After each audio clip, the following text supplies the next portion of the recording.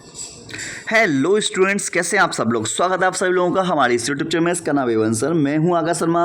आज मैं आप लोगों को प्रैक्टिस सेट 6वें नंबर का लगवाने वाला हूं और आप लोगों को बताने वाला हूं कि भाई बोर्ड एग्ज़ाम में क्वेश्चंस किस तरीके से आते हैं, जिससे कि एग्ज़ाम से पहले हम आपके लिए क्या काम कर सकते हैं कि ये पता लगा सकते हैं कि हमको कितनी चीज़ें आती हैं, कितनी चीज़ें नहीं आती, कितना और हमें अभी याद करना है। ये सारी चीज़ें हमको तभी पता चल पाएंगी। ठीक है, तो यहाँ पर आप लोग देख पाएंगे, यहाँ पर पहले आएंगे ऑब्जेक्टिव प्रश्न। ठीक है, तो ऑब्जेक्टिव प्रश्न जो है 4 आएंगे, तो इसलिए आप लोग जल्दी से जल्दी देखते ही इनको आप टिक मार देना, लेकिन पढ़ना बहुत ध्यान से।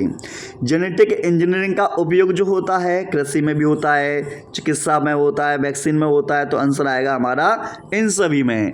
तो मैंने पहले ही बताया था कि अगर ऑब्जेक्टिव प्रश्न में कहीं पर भी आपको ये सभी दिखाई देता है तो उसके आंसर होने की संभावना सबसे ज़्यादा होती है। अगला है, निम्न में से कौन सा आवासीय फल नहीं है, तो इसने नहीं बोला, तो भैया जो आम है, आम आवासीय फल नहीं होता, ये तो सत्य फल होता है। सेब, काजू, स्ट्रॉबेरी ये होते हैं आवासीय फल। डेंगू या हड्डी तोड़ बुखार जो होता है, देखो क्यूलेक्स मच्छर से क्या होगा ये भी पता होना चाहिए, तो इससे होगा हाथी पाँव। ठीक है, एनाफ्लीज मच्छर से मलेरिया होगा। ठीक है, तो एडिस मच्छर से क्या हो जाएगा, तो बोलेंगे हड्डी तोड़ बुखार हो जाएगा। ठीक है, आगे जल परागित पादप का नाम बताइए, तो जल परागित पादप में आपका आ जाएगा हाइड्रिला, क्योंकि हाइड्रिला जो होता है पानी के अंदर मिलता है। नेक्स्ट नंबर पर एक नंबर के प्रश्न है आईयूडी, तो बोलेंगे आप इंट्रा यूटेरिन ट्रांसफर। तो इंट्रा यूटेरिन ट्रांसफर ये इसका पूरा नाम है। वंशागति का क्रोमोसोम सिद्धांत बताइए। ठीक है, तो आप बोलेंगे ये किसने दिया, सटन व बाबेरी ने। ठीक है, तो सटन और बाबेरी ने ये दिया था। मेंडल ने मटर के पौधे के कितने जोड़ी विपरीत लक्षणों का अध्ययन किया, तो बोलेंगे 7 जोड़ी। कितने जोड़ी था, 7 जोड़ी था। अनिषेक जनित फल क्या है, जब बिना निषेचन के फल का विकास होता है तो उसे अनिषेक फलन कहते हैं, और ये फल बीज रहित होते हैं। इसे ऑक्सिन और जिबरेलिन हार्मोन द्वारा प्रेरित किया जा सकता है। इसमें बेस्ट एग्जाम्पल जो है वो आएगा केला। ठीक है, और एक और आएगा, अगर मान लो केला ना मिल जाए तो आपको आएगा अंगूर। ठीक है, आगे आपके सामने देखा होगा एकस्व या पेटेंट से आप क्या समझते हैं। पेटेंट मतलब समझ रहे हैं आप, बहुत इंपॉर्टेंट है। पेटेंट एक अधिकार है जो सरकार द्वारा दिया जाता है, जो दूसरा कोई व्यक्ति है उसके व्यवसाय के उपयोग की रोक लगाने के लिए। मतलब आपने किसी की चीज़ की खोज की है तो उसका पेटेंट आपके नाम का सरकार देती है। ठीक है, प्रतिरक्षी अणु की संरचना का केवल चित्र बनाना है। क्या बनाना है, केवल चित्र बनाना है, तो आप चित्र बना सकते हैं। ठीक है, चित्र बनाकर आना, साफ सा बनाना, सुंदर सा बनाना।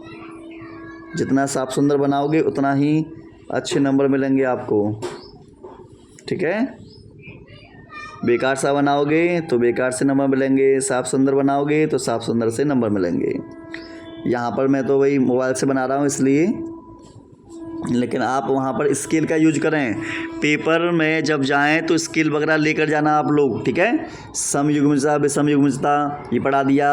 उत्पादकता मैंने पढ़ा रखा है आप लोगों को। जो पेड़ पौधे अपना भोजन स्वयं बना लेते हैं प्रकाश संश्लेषण के माध्यम से, ठीक है, वही हमारे उत्पादक कहलाते हैं। मेंडल के पृथक्करण के नियम, ठीक है, तो यहाँ पर मेंडल का ये दूसरा नियम है। ठीक है, प्राकृतिक वर्ण पर संक्षिप्त टिप्पणी करो, तो चार्ल्स डार्विन के द्वारा जो दी गई थी, इसको ऑलरेडी मैंने इंपोर्टेंट क्वेश्चन जब लास्ट में लिखवाए थे तो ये वाला मैंने क्वेश्चन कराया है आप लोगों को। आगे देखो ये बैक क्रॉस, टेस्ट क्रॉस, तो देखो बैक क्रॉस जो होता है ना, इसको हम संकर पूर्व संकरण बोलते हैं, और टेस्ट क्रॉस को बोलते हैं परीक्षण संकरण। तो इंग्लिश के शब्द को उसने क्या किया, हिंदी में लिख के दिया। तो आप क्या बोलेंगे, जैसे मान लो कैपिटल टी, स्मॉल टी, यहाँ पर हमारा आ गया कैपिटल टी स्मॉल टी, ये है F1PD।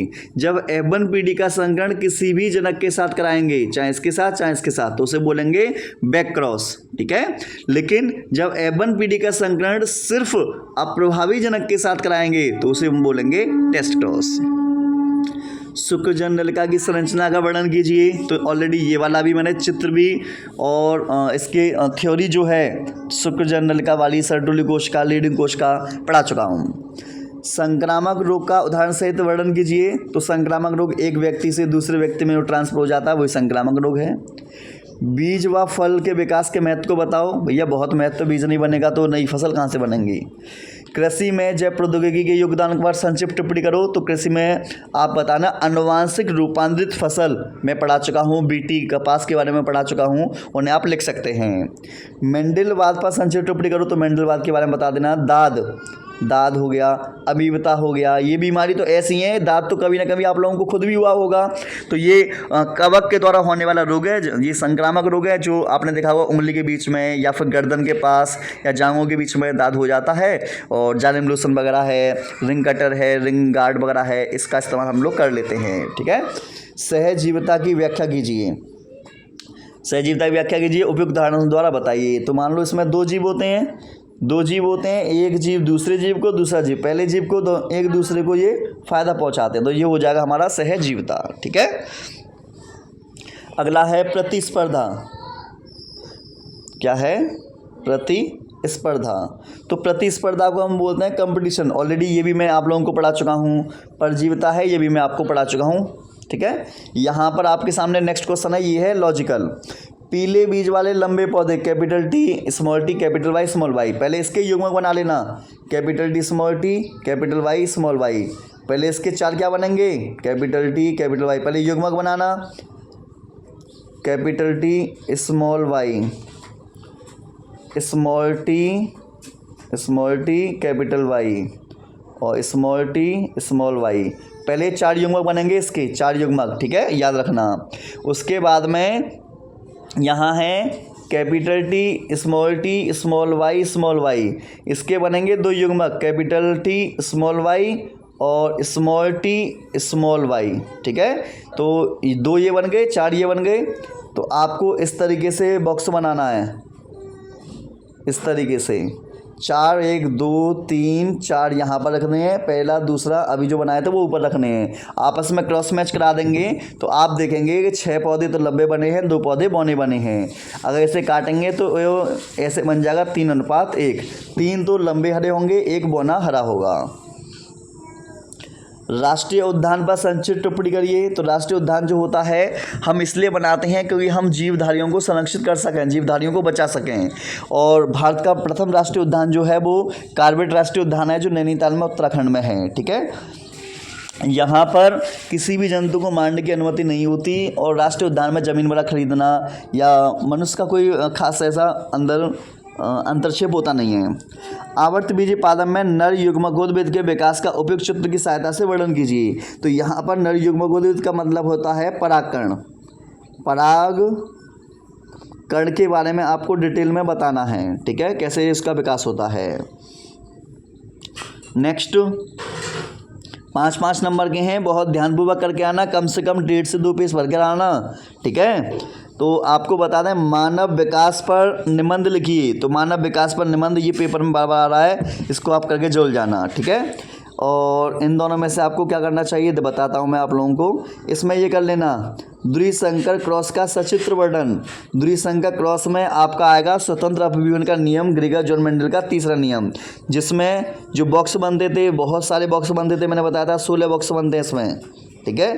तो ये करके आना, पहले बता दिया। देखो यहाँ पर कहीं पर बोला नहीं है कि ग्रेगर जॉन मेंडल के तीसरे नियम के बारे में बताओ, यहाँ कहीं पर भी बोला नहीं है कि स्वतंत्र अपविभजन के नियम के बारे में बताओ। ये भैया आपको कॉमन सेंस लगाना है आपको। ठीक है। स्वतंत्र अपविभजन का नियम आएगा इसमें, ये ध्यान रखना। लास्ट नंबर का है आपके सामने, ये दे रखा है, व्यसन क्या है, किशोर अवस्था में इसके प्रभाव और दुरुपयोग, कुप्रभाव एवं रोकथाम पर टिप्पणी करो। व्यसन एक नशीले पदार्थों की लत होती है।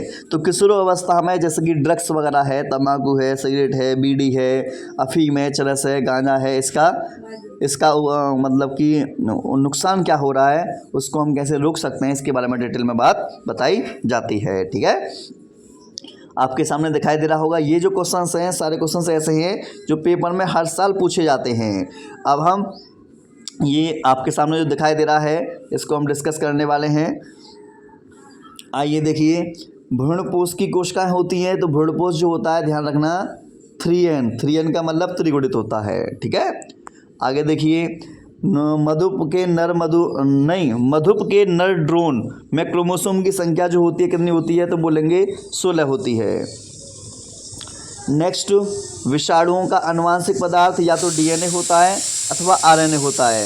बैकग्राउंड में जो सीटी की आवाज़ आ रही है वो कुकर में आलू उबल रहे हैं, आलू के परांठे बन रहे हैं, इसके लिए उसकी आ रही है, तो उस पर ध्यान मत देना, आप प्रश्न पर ध्यान दो, ठीक है। चलो, जन्मजात उपापचय त्रुटि है, तो त्रुटि जो आएगी वो कहाँ पर आएगी, जन्मजात उपापचय त्रुटि आएगी हमारी फिनाइल कीटोन्यूरिया के अंतर्गत। ऑप्शन ए जो है वो इसका बेस्ट एग्जाम्पल है। नेक्स्ट है अति लघु प्रश्न है, एक एक नंबर के हैं, एक आपको 2 मिनट के अंदर कर देने हैं। फाइलेरिया रोग के रोगकारक का जंतु वैज्ञानिक नाम बताना है, तो इसमें आएगा बूचेरेरिया, बूचेरेरिया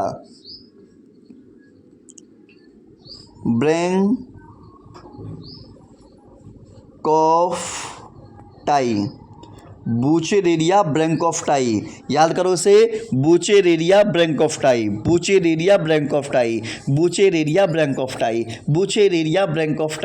इसे आप याद कर सकते हैं। इससे हाथी पांव रोग होता है, पैर जो होता है हाथी ऐसा मोटा हो जाता है। डीएनए आरएनए में एक अंतर बताना है, डीएनए में डीऑक्सी राइबो शर्करा होती है, आरएनए में राइबो शर्करा होती है, बस हो गया अंतर, ठीक है। किन्हीं 2 जैव विविधता तप्त स्थल के नाम बताओ, तप्त स्थल के नाम बताने आप लोगों को, ठीक है। पूर्वी हिमालय वगैरह है, ठीक है, इंडो बर्मा वगैरह है, मतलब कई सारे हैं, आपने याद किए होंगे। मानव वृषण में सर्टोली कोशिकाओं के क्या कार्य है, सर्टोली कोशिका जो होती है इसका काम होता है शुक्राणु को पोषण देना। शुक्राणु को क्या देती है, ये शुक्राणु को पोषण देती है, ठीक है। डीएनए अणु को कौन सा एंजाइम तोड़ता है, तो तोड़ने का काम कौन करेगा, प्रतिबंधन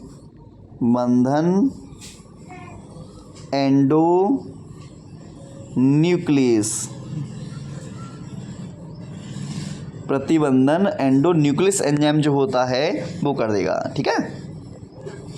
आगे, डीएनए के 4 न्यूक्लियोटाइड इकाइयों के नाम बता दीजिए, तो डीएनए के 4 न्यूक्लियोटाइड इकाइयाँ जो होती हैं वो कौन कौन सी होती हैं ये बतानी है। एडिनोसिन, ग्वानोसिन, है ना, थाइमिडिन, साइटिडिन, ऐसे करके जो है। खाद्य श्रृंखला का सचित्र वर्णन करना है आपको। आणविक जीव विज्ञान के मूल सिद्धांत से आप क्या समझते हैं, ये वाला मैंने नहीं कराया, इसको मैं आपको अलग से कराऊंगा। मच्छरों से होने वाले किसी एक रोग का नाम लिखिए, तो आप मलेरिया बता सकते हो, उसके रोकथाम के उपाय बताओ, तो मलेरिया को कैसे रोकेंगे, मच्छरदानी का प्रयोग कर लो, ठीक है। और ओडोमॉस वगैरह लगा लो, फास्ट कार्ड लगा लो, मोर्टीन वगैरह लगा लो, ठीक है। अपने आसपास पानी इकट्ठा ना होने दें, मच्छरों को दूर करने के लिए तालाब में गैमूसिया मछली डाल दें, ये सारी चीज़ें हैं। यहाँ आपके सामने दिखाई दे रहा होगा बायो इन्फॉर्मेटिक्स, ये कुछ और नहीं जैव सूचना विज्ञान है। जैव सूचना विज्ञान को इंग्लिश में इन्फॉर्मेटिक्स बोलते हैं, तो इंग्लिश के शब्द को उन्होंने हिंदी में लिखकर दे दिया है। आगे देखिए, परागण में जंतुओं की भूमिका का वर्णन कीजिए, किसमें, परागण में, ठीक है। जंतुओं की, जंतु मतलब कीड़े मकोड़े जो है, कीट परागण जो है उनकी। द्विबीजपत्री भ्रूण का स्वच्छ नामांकन चित्र बनाइए, तो ये चित्र बनाना है, मोस्ट इंपोर्टेंट है, हमने किताब में बनवा रखा अपनी में, बायोलॉजी गुट्टी में फर्स्ट में ही दिखाई दे जाएगा। अपूर्ण प्रभाविता क्या है, इसके उदाहरण सहित समझाइए, तो अपूर्ण प्रभाविता कार्ल कोरेंस ने गुलाबांस में की थी, ठीक है। लाल पुष्प का जब सफ़ेद पुष्प के साथ परागण करते हैं तो गुलाबी पुष्प आ जाते हैं, और F2PD में लाल पुष्प, गुलाबी पुष्प और सफ़ेद पुष्प का जो जीनोटाइप फिनोटाइप होता है वो 1:2:1 आता है। जैव उर्वरक कैसे मृदा की उर्वरता को बढ़ाता है, तो ये भी मोस्ट इम्पोर्टेंट है, ये भी पेपर में बहुत आता है। ये मानव कल्याण में सूक्ष्मजीव में जैव उर्वरक में ऑलरेडी मैं इसको पढ़ा चुका हूँ, बस याद करना है आपको। हार्डी वीनबर्ग सिद्धांत पर संक्षिप्त टिप्पणी करो, तो ऑलरेडी ये वाला सिद्धांत भी मैंने पढ़ाया है, ठीक है, पढ़ाया नहीं लिखाया है हाल ही में। बेपोंसन की व्याख्या कीजिए, तो बेपोंसन जो है द्विलिंगी पुष्प की कली अवस्था में परागकोश को काटकर अलग करने की विशेषता को बेपोंसन कहा जाता है। संलग्नता ये मैंने क्लास में करा रखा है। स्त्री अंडाशय के आरेखीय काट का चित्र बनाइए, तो अंडाशय का चित्र बनाना है। बायोगैस के उत्पादन में सूक्ष्मजीव की भूमिका क्या है, तो बायोगैस को डिटेल में बता देना, मानव कल्याण में सूक्ष्मजीव में मिल जाएगा। डीएनए फिंगरप्रिंटिंग की व्याख्या करते हुए उसका प्रयोग बताइए, ये आप चेक कर लेना, हो गया हो तो ठीक है, नहीं तो मैं करा दूंगा। आदि मानव ऑस्ट्रेलोपिथेशन पर टिप्पणी करो, ऑलरेडी आदि मानव भी मैंने आप लोगों को पढ़ाया है। सहोपकारिता पर उदाहरण द्वारा सहित वर्णन करो, तो ए और बी दो प्रजाति हैं, ए प्रजाति बी को, बी प्रजाति ए को जब फायदा पहुंचाती है तो उसी को हम सहोपकारिता कह देते हैं। सब क्वेश्चंस ऑलरेडी मैं करा चुका हूँ। रासायनिक उर्वरकों और कीटनाशकों के उपयोग को कम करने में सूक्ष्म जीवों के उपयोग का विस्तृत वर्णन कीजिए, तो यहाँ पर रासायनिक उर्वरक है, ठीक है, ये मानव कल्याण में सूक्ष्म में क्लास में मैंने आप लोगों के सामने डिस्कस किया था, ठीक है। अगर ये ना आए तो मानव कल्याण में जैव प्रौद्योगिकी के योगदान पर संक्षिप्त टिप्पणी करो, तो इसने क्या क्या बनाया था, इसने बहुत कुछ बनाया था, आपको पता ही होगा, पता है नहीं पता मुझे कमेंट में करके बताओ, मैंने वैसे पढ़ाया है तुम्हें।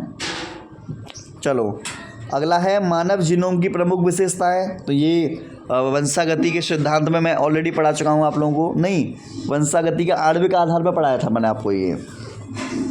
विभिन्न सहायक चरण प्रौद्योगिकी का वर्णन, तो विभिन्न सहायक चरण प्रौद्योगिकी में GIFT, एक मिनट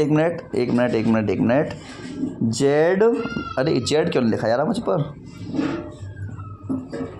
ZIFT और GIFT, AI, IVF इन सभी तकनीकों के बारे में बताया था, तो इनको डिटेल में समझाना है।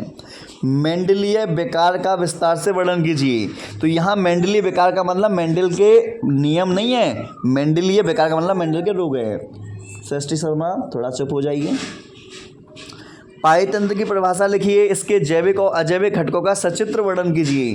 क्लास में ऑलरेडी बायोलॉजी वाली घुट्टी में लास्ट वाले चैप्टर में, जीव और समष्टि वाले चैप्टर में इसके आप लोगों को लॉन्ग क्वेश्चन मिल जाएगा, तो जाइए और देखिए और याद करना स्टार्ट कर दीजिए, ठीक है। तो इस तरीके से हमने आप लोगों के सामने सारे के सारे जो क्वेश्चंस हैं उसका प्रैक्टिस सेट आप लोगों के सामने करा दिया है, जिससे कि आप लोग अच्छी तरीके से प्रैक्टिस कर सकें। फिर भी कोई समस्या आती है तो हमें कमेंट में बता देना, हम आपकी समस्या का समाधान जल्दी से जल्दी अवश्य कर देंगे। मिलते हैं नेक्स्ट वीडियो में।